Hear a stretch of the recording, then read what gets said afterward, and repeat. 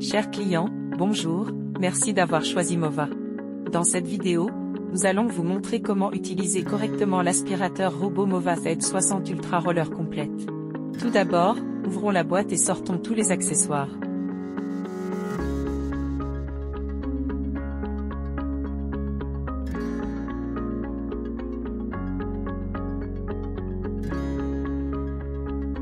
Préparation.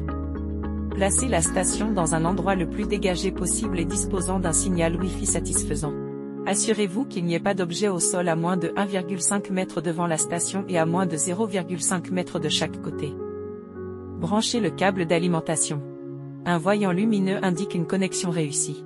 Pour éviter tout dommage à votre moquette ou à votre sol en bois massif, il est recommandé d'installer la station de base sur un sol en carrelé ou en pierre. Installez la rampe d'expansion de la station. Retirez le film protecteur du couvercle supérieur et de l'appareil photo, puis retirez le couvercle supérieur pour extraire les bandes de protection du robot. Assurez-vous que tout le film protecteur est retiré avant l'utilisation pour éviter toute interférence et tout problème opérationnel. Maintenez enfoncé le bouton d'alimentation sur le robot pendant 3 secondes pour allumer le robot.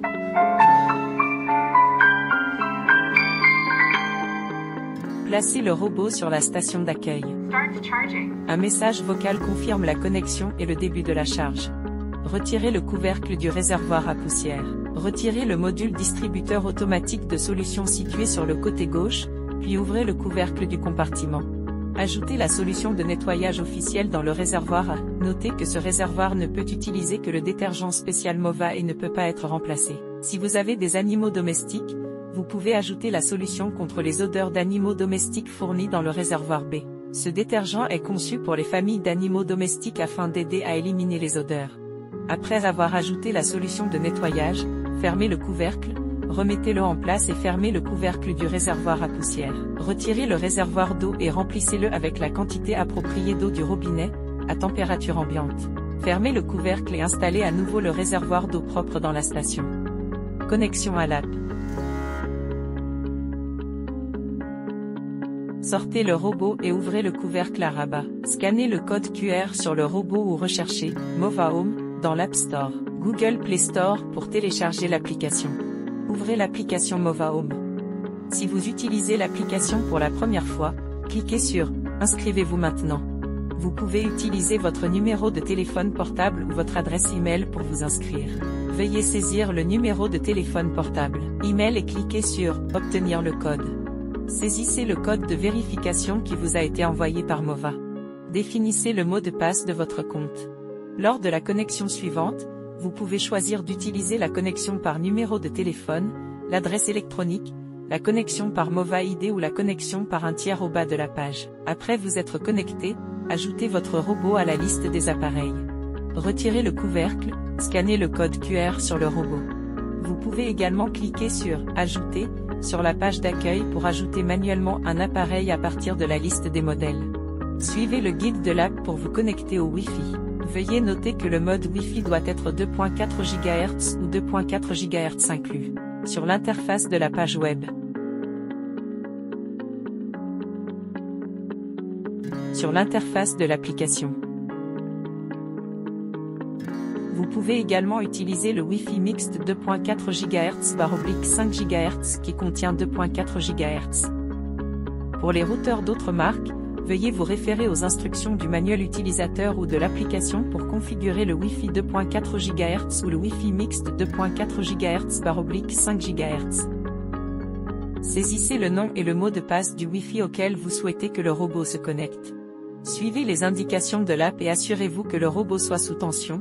Cochez la case puis cliquez sur Suivant. Appuyez simultanément sur le bouton d'alimentation et le bouton d'accueil pendant 3 secondes. Et lorsque vous entendez l'invite vocal, cochez la case et cliquez sur Next. Cliquez sur le bouton et rejoignez le hotspot, Mova Vacuum, dans la fenêtre pop-up. Si vous ne pouvez pas rejoindre le hotspot à l'étape précédente, ouvrez la liste Wi-Fi et recherchez manuellement le hotspot, Mova Vacuum, et connectez-vous puis revenez à l'interface de l'application en suivant les instructions vocales. Gardez le robot et le téléphone aussi près que possible du routeur, attendez que le robot se connecte avec succès au réseau et vérifiez le résultat de la connexion. Après avoir réussi à se connecter au réseau Wi-Fi, le voyant Wi-Fi du robot s'allume. Après la connexion, cliquez sur « Moi » en bas à droite, puis sur « Paramètres » en haut à droite. Allez dans « À propos de » et vérifiez que la version de l'app soit bien la plus récente. Première utilisation, paramètres de la carte. Revenez à la page d'accueil, cliquez sur « Entrée », puis sur l'icône en forme d'ellipse en haut à droite pour accéder aux « Paramètres ». Cliquez sur « Assistant vocal » et allumez l'interrupteur, vous pouvez réveiller le robot en disant « Hey Mova ». Le robot peut effectuer les tâches correspondantes par le biais de commandes vocales. Vous pouvez également choisir la langue de la voix, régler le volume et personnaliser la langue reconnue. Avant de cartographier l'appareil pour la première fois, veuillez ranger le sol et éloigner les objets instables, fragiles, de valeur ou dangereux. Vous pouvez choisir « Démarrer la cartographie rapide » ou simplement commencer tout le nettoyage en appuyant sur « Nettoyer » pour construire une carte. En mode « Cartographie rapide », le robot scannait rapidement l'environnement de la maison pour générer une carte. En mode « Tout », le robot commence à nettoyer directement et établit une carte pendant le processus de nettoyage. Assurez-vous que le robot démarre et retourne à la station de base lors de son premier processus de cartographie. Ne déplacez pas le robot ou la station de base au cours de ce processus afin d'éviter les échecs de cartographie. Sur cette page, vous pouvez modifier la carte et les zones spéciales telles que le mobilier, les murs virtuels, les zones interdites, les seuils, rampes virtuelles, les rideaux et les zones basses sur la carte reconnue par le robot. En cliquant sur « Zone restreinte », mur virtuel, vous pouvez ajouter des seuils et des rampes praticables, non praticables à franchir sur la carte afin de permettre au robot d'agir différemment en fonction du type de seuil. Rampe, vous pouvez faire un zoom avant, arrière et faire glisser la carte, après avoir placé le seuil. La rampe, cliquez sur le bouton coche caractère gras pour l'enregistrer. Veuillez noter que vous ne devez pas placer le seuil praticable à proximité d'un escalier, car cela pourrait causer des dommages en cas de chute. De retour à la page d'accueil, vous pouvez cliquer sur les points de suspension en haut à droite de la page d'accueil pour accéder à d'autres paramètres. L'aspirateur robot de la série Z60 est doté de 2 bras robotisés qui l'aident à franchir les seuils que d'autres robots ne peuvent pas franchir. Entrez dans « Paramètres des pattes de dégagement » et choisissez la façon dont vous voulez franchir le seuil. Le « Franchissement d'obstacles de type est recommandé pour les rails de porte coulissantes, le « Franchissement des obstacles synchronisés est recommandé pour les seuils. L'aspirateur de la série Z60 est équipé du lidar VersaLift, qui détecte automatiquement les zones basses et les marques sur la carte. Le module LDS s'abaisse alors pour permettre un balayage optimal pendant le nettoyage. Allez dans Paramètres de nettoyage des sols, LDS à levage automatique et sélectionnez le mode de couverture que vous souhaitez. Il est recommandé d'utiliser le mode Zone de nettoyage sécurisé, qui permet au robot d'entrer dans des zones légèrement plus hautes que lui pour effectuer le nettoyage. En mode Zone de nettoyage maximum, le robot peut pénétrer dans des zones presque aussi hautes que lui pour effectuer le nettoyage, ce qui peut entraîner des rayures sur sa partie supérieure. De retour sur la page d'accueil, vous pouvez également ajouter manuellement des zones à faible hauteur en cliquant sur « Une zone de faible hauteur » dans l'éditeur de carte. Veuillez noter que chaque zone doit se trouver dans une seule pièce et ne peut pas s'étendre sur plusieurs pièces. Vous pouvez effectuer un zoom avant, arrière et faire glisser la carte. Après avoir placé la zone de dégagement limitée, cliquez sur le bouton coche caractère gras pour l'enregistrer. Vous pouvez également cliquer sur « Rideau » pour ajouter une zone de rideau. Le robot essaiera alors de nettoyer les zones situées sous et derrière les rideaux. Cliquez sur « Tapis » pour ajouter une zone de tapis. Vous pouvez également définir la forme et le type de tapis individuellement. De retour à la page d'accueil, si vous avez modifié des meubles, vous devez activer L, icône de meuble, dans L, afficher la carte, pour voir l'affichage des meubles et les modifications apportées à la carte. Si l'itinéraire de nettoyage généré automatiquement ne répond pas à vos besoins, personnalisez-le en cliquant sur « Séquence de nettoyage ». Si votre maison a plusieurs étages, cliquez sur « Gestion de la carte multisol » en bas pour ajouter d'autres étages. Vous pouvez créer jusqu'à 4 couches de cartes. La fonction de nettoyage sur plusieurs étages nécessite la création d'une carte indépendante pour chaque étage. Veuillez déplacer le robot à l'étage désigné lorsqu'il est en état d'attente. Il n'est pas nécessaire de déplacer la station de base. Cliquez sur « Créer une carte » pour commencer le nettoyage directement ou utiliser « Cartographie rapide ». Le robot créera une carte de l'étage actuel, puis retournera à la position de départ une fois la création de la carte est terminée.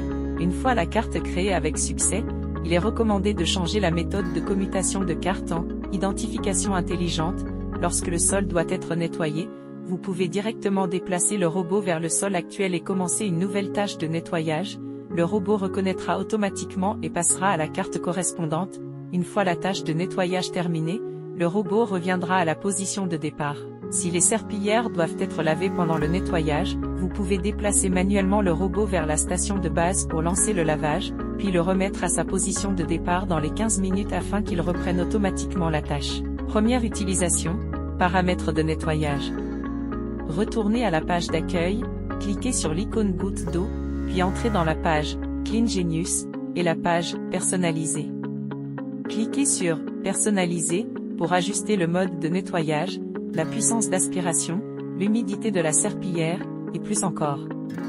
Vous pouvez également définir des préférences d'aspiration et de nettoyage personnalisées pour chaque zone en cliquant sur « Personnaliser le nettoyage des pièces ». Revenez à la page d'accueil de l'appareil en cliquant sur « Station d'accueil » dans le coin inférieur droit. Vous pouvez régler ici les fonctions de la station de base, telles que les paramètres de lavage de la serpillière, le mode de séchage, le vidage automatique, paramètres du détergent et le nettoyage automatique de la base de la planche à laver. Notez qu'un bruit peut se produire lors de la rotation à grande vitesse pendant le lavage de la serpillière, c'est normal.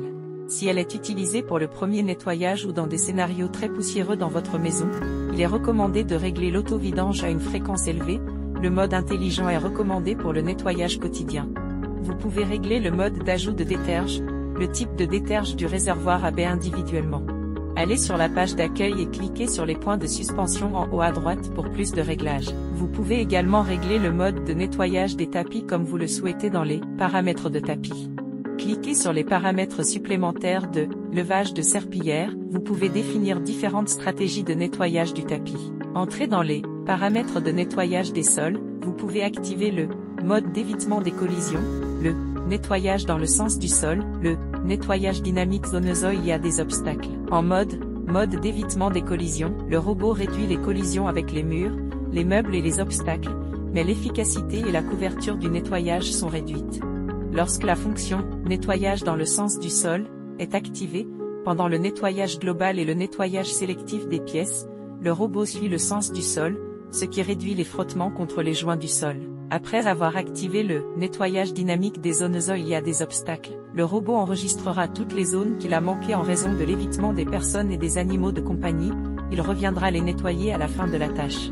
Cette page vous permet de personnaliser rapidement les paramètres liés aux animaux, tels que nettoyage de la zone des animaux et nettoyage des animaux de compagnie pour le nettoyage des animaux. Vous pouvez également afficher la zone d'activité pour animaux de compagnie, vérifier son état grâce à la fonction surveillance des animaux de compagnie et définir les moments pour animaux de compagnie pour capture automatiquement des photos de l'animal. Vous pouvez également accéder aux paramètres du mode MOP Extend symbole marque commerciale basé sur IA, puis entrer dans les paramètres du mode MOP Extend symbole marque commerciale basé sur l'IA et activer la fonction Side Reach symbole marque commerciale assistée par IA pour le nettoyage des zones difficiles d'accès. Le robot déploiera automatiquement la brosse latérale dans les angles droits ou les zones en faible surplomb. Lorsque l'option dotée d'IA MOP Extend symbole marque commerciale est activée, le robot déploie automatiquement sa serpillière lors du nettoyage le long des bords et des coins, afin d'optimiser la couverture de la zone nettoyée. Vous pouvez également activer le mode de nettoyage intensif des pieds de meubles, qui permet d'atteindre et d'essuyer les zones étroites et les fissures. Vous pouvez également définir la fréquence à laquelle les balais latéraux et les chiffons oscillent pendant une tâche de nettoyage à l'aide du paramètre fréquence. Si vous souhaitez que le robot travaille près du bord ou entre dans des zones plus basses à chaque fois, veuillez le définir sur haute fréquence. Vous pouvez également entrer dans la fonction « Évitement intelligent des obstacles » et l'activer pour améliorer l'évitement des obstacles. Veuillez noter que l'efficacité de la reconnaissance de l'IA s'améliore avec l'utilisation et les mises à jour du logiciel. En activant « Photos », vous pouvez voir les photos des obstacles reconnus par le robot. Vous pouvez également activer la fonction « Éclairage d'appoint ». Dans un environnement faiblement éclairé, cette lumière s'active automatiquement afin d'améliorer l'évitement des obstacles et la qualité de l'image sur l'écran.